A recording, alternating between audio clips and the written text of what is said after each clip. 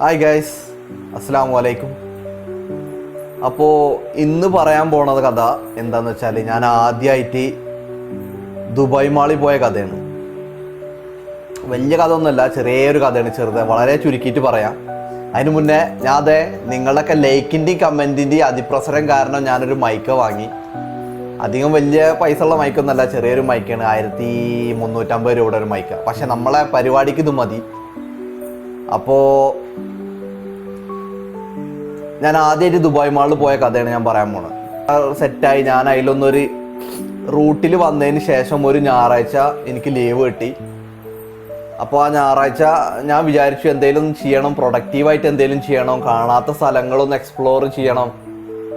അല്ലാന്നുണ്ടെങ്കിൽ ഇനി ഇവിടെ അബുദാബിയിൽ എത്തിപ്പെട്ടിട്ട് ഞാനിതേവരെ റൂമും ഓഫീസും അല്ലാതെ വേറെ ഒന്നും കണ്ടിട്ടില്ല. അപ്പോൾ ഇനിയും ലീവ് ഉള്ളതല്ലേ, അപ്പോൾ കാണാത്ത സ്ഥലങ്ങളിലേക്കൊക്കെ ഒന്ന് പോവാം എന്നൊക്കെ കരുതിയിട്ട് ഞാൻ വിചാരിച്ചു.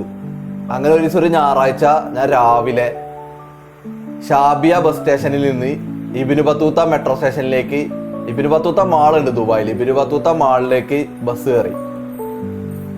കയറിയിട്ട് ഏകദേശം ഒരു 1.5-2 മണിക്കൂർ ബസ്സിലിരുന്ന ശേഷം ബസ് ഇബ്നു ബത്തൂത്ത മാളിലെത്തി. അവിടെ നിന്ന് മെട്രോ കയറിയിട്ട് ബുർജ് ഖലീഫ ദുബായ് മാൾ എന്നുള്ള മെട്രോ സ്റ്റേഷൻ ഉണ്ട്, അവിടേക്ക് എത്തി. മെട്രോ കയറുമ്പോഴും എനിക്കൊരു ഡൗട്ട് ഉണ്ടായിരുന്നു, ചോപ്പിൽ കയറണോ അതോ ഗ്രീനിൽ കയറണോ എന്നൊരു ഡൗട്ട് ഉണ്ടായിരുന്നു. ഞാൻ അവിടെ ഉണ്ട ഒരു സെക്യൂരിറ്റി ഗാർഡിനോട് ചോദിച്ചിട്ട് ഞാനത് കൺഫേം ആക്കി.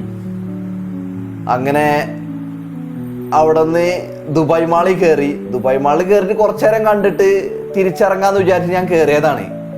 പക്ഷെ ഞാൻ അവിടുത്തെ കാഴ്ചകളും അവിടുത്തെ സ്നോയുടെ പരിപാടിയും അവിടുത്തെ വാട്ടർഫോളും പിന്നെ അക്വേറിയം എല്ലാം കണ്ടിട്ട് കുറച്ചു നേരം അവിടെ എക്സ്പ്ലോർ ചെയ്ത് നടന്നു.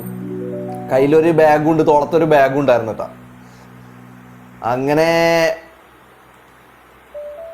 ഇനി ദുബായ് മാളിൽ നിന്ന് പുറത്തിറങ്ങാൻ നോക്കുമ്പോൾ ഞാൻ എത്ര നടന്നിട്ടും അതിൻ്റെ എക്സിറ്റ് കാണാനില്ല. എവിടേക്കൊക്കെ ഞാൻ നടന്നോട് തന്നെ പിന്നെയും എത്തുകയാണ്. ഞാൻ ഒരു വട്ടം കണ്ട സ്ഥലം തന്നെ ഞാൻ പിന്നെയും കാണുകയാണ്. അങ്ങനെ ഒരു ഏകദേശം ഒരു 2-2.5 മണിക്കൂർ ഞാൻ നടന്നു. അങ്ങനെ നടന്നിട്ട് അതിൻ്റെ എക്സിറ്റിക്ക് ഒരിക്കലും കണ്ടുപിടിക്കാൻ പറ്റില്ല. നമ്മളോട് ഒരാളോട് ചോദിക്കാനാണെന്നുണ്ടെങ്കിൽ ഇതിൻ്റെ അഭിമാനം സമ്മതിക്കണമില്ല. അങ്ങനെ കണ്ണിൽ നിന്ന് വെള്ളമൊക്കെ വരലൊടുങ്ങി ഇതിൻ്റെ എക്സിറ്റ് കണ്ടുപിടിക്കാൻ പറ്റാതെ.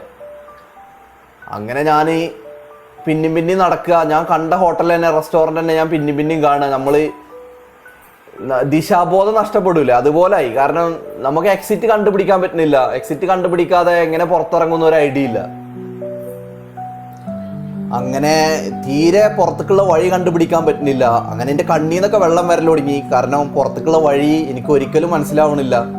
എന്ത് ചെയ്യണം എന്നറിയാതെ ഞാൻ കുറച്ചു നേരം അവിടെ നിന്നു. അങ്ങനെ കറക്റ്റ് എനിക്ക് ഓർമ്മയില്ല ഏറ്റവും ടോപ്പിലാണോ അതോ ഏറ്റവും താഴെയാണോ പോകേണ്ടത്.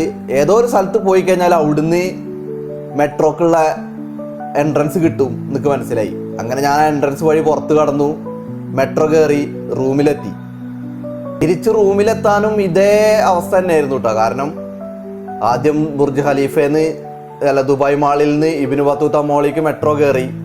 അവിടുന്ന് തിരിച്ചിട്ട് ഇബ്നു ബത്തൂത്ത മാളിൽ നിന്ന് ഇബ്നു ബത്തൂത്ത ബസ് സ്റ്റേഷനിൽ നിന്ന് മുസഫ ഷാബിയ 11 ബസ് സ്റ്റേഷനിലേക്ക് ബസ് കയറി.